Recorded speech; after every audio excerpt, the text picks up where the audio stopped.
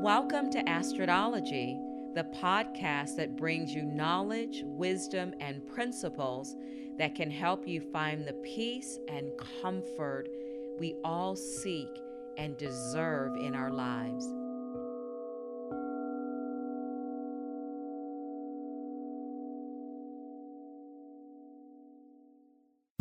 Welcome to another edition of Astridology with Astrid. Thank you so much for tuning in. Today I'm continuing the conversation about spirituality. This is part 3. Spirituality is a broad concept with room for many perspectives. In general, it includes a sense of connection to something bigger than ourselves, and it typically involves a search for meaning in life. Today we talk about spiritual but not religious, S.B.N.R. And I bring some thoughts from different perspectives about this topic. It's a topic that's close to my heart, being raised in 2 different forms of religion and arriving at the fact and point that God is real, and my own journey with spirituality.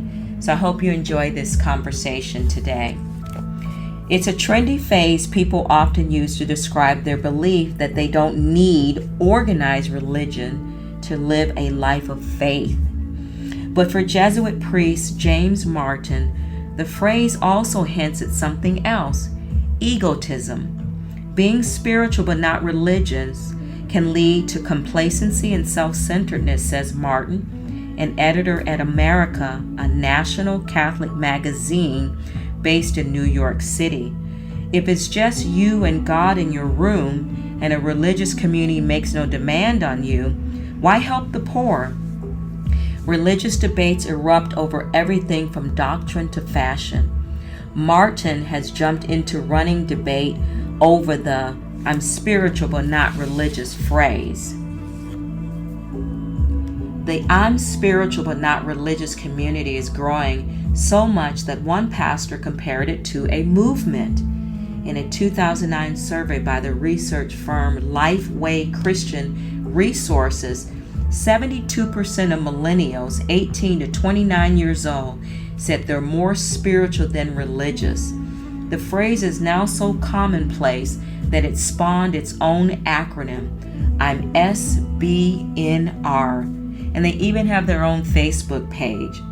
What exactly does being spiritual but not religious mean? And could there be hidden dangers in living such a life? Did you choose Burger King spirituality? Said Heather Carew, a New York City-based author who calls herself spiritual instead of religious. Doesn't think so. She's adopted a spirituality that blends Buddhism, Judaism, and other beliefs. I don't need to define myself to any community by putting myself in a box labeled Baptist or Catholic or Muslim, she says. When I die, I believe all my accounting will be done to God, and that when I enter the eternal realm, I will not walk through a door with a label on it. B.J. Gallagher, a Huffington Post blogger who writes about spirituality, says she's S.B.N.R. because organized religion inevitably degenerates into tussles over power, ego, and money. God and the devil were walking down a path one day when God spotted something sparkling by the side of the path.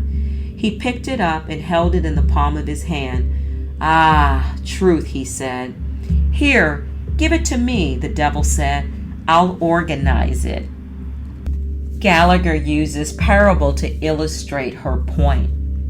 Gallagher says there's nothing wrong with people blending insights from different faith traditions to create what she calls Burger King spirituality. Have it your way. She disputes the notion that spiritual people shun being accountable to community. 12-step people have a brilliant community that avoids all of the pitfalls of organized religion, says Gallagher, author of The Best Way Out is Always Through. Each recovering addict has a God of our own understanding, and there are no priests or intermediaries between you and your God. It's a spiritual community that works.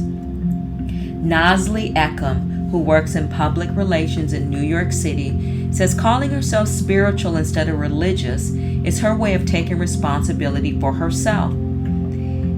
Eckham was born a Muslim family and raised in Istanbul, Turkey. She prayed to Allah every night until she was 13 and had to take religious classes in high school. Then one day she said she had to take charge of her own beliefs. I had this revelation that I bow to no one, and I've been spiritually much happier person ever since.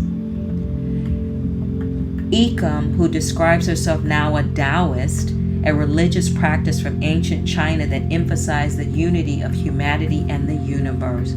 I make my own mistakes and take responsibility for them. I've lied, cheated, hurt people, sometimes on purpose. Did I ever think I will burn in hell for all eternity? I didn't. Did I feel bad and made up for my mistakes? I certainly did, but not out of fear of God. Going on a spiritual walkabout. The debate over being spiritual rather than religious is not just about semantics. It's about survival. Numerous surveys show that the number of Americans who do not identify themselves as religious has been increasing and likely will continue to grow. A 2008 survey conducted by Trinity College in Hartford, Connecticut, dubbed these Americans who don't identify with any religion as nones, N-O-N-E-S. Seminaries, churches, mosques, and other institutions will struggle for survival if they don't somehow convince these future generations that being religious isn't so bad after all. Religion scholars warn us. Jennifer Walters, Dean of Religious Life at Smith College in Massachusetts, says there's a lot of good in old-time religion. Religious communities excel at caring for members in difficult times, encouraging members to serve others, and teaching religious practices that have been tested and wrestled with for centuries, Walters says. Hymn singing, forms of prayer and worship, teachings about social justice and forgiveness, all these things are valuable elements of religious wisdom, Walters says. Piecing it together by yourself can be done, but with great difficulty. Being a spiritual lone ranger fits the tenure of our times, says June Ann Greeley, a theology and philosophy professor.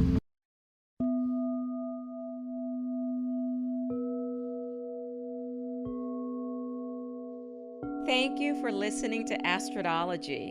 If you enjoyed this episode and would like to help support the podcast, please hit the subscribe button and tell your friends about it by sharing this program on social media. You can also follow me on Instagram at Coda Life Goddess or at codalife.com. Coda is C-O-T-A, Coda Life Goddess or codalife.com. Thank you again for listening to Astridology, and I'll see you next time.